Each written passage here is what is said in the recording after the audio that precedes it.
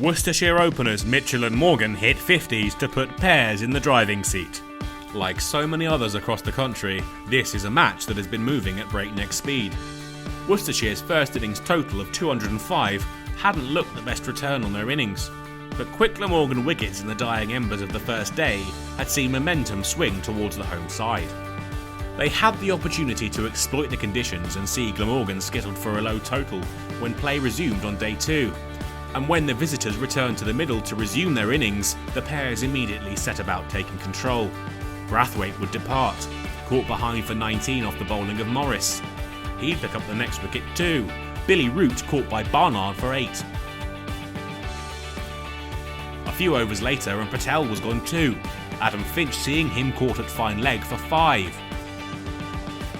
David Lloyd had stuck around for Glamorgan and scored the bulk of his side's runs so far, but he'd fall to Moeen Ali, the England all-rounder taking the return catch off of his own bowling.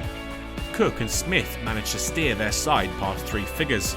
Joe Leach brought that period of calm to an end, Cook edging to Vessels at first slip. Glamorgan limped through to lunch at 131 for 7, Worcestershire well on top. They'd find another wicket after lunch. Smith bowled for Morris 4th of the innings.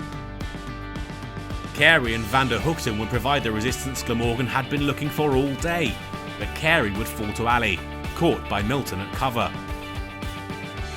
When Hogan was finally removed to bring the Glamorgan innings to an end, they'd managed to reach 193 all out, just 12 runs short of their hosts' total.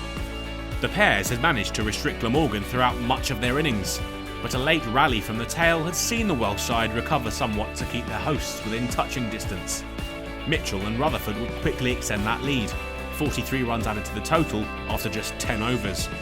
Rutherford was scoring at a run a ball. He'd fall with 52 to his name, Smith finding an edge through to Brathwaite to remove the danger man. Ali and Mitchell would guide the side through to tea without incident, the score 86 for 1, the lead 98. The pair saw the side to 3 figures, but that's where the partnership would end. Moeen caught by Hogan off the bowling of Samit Patel.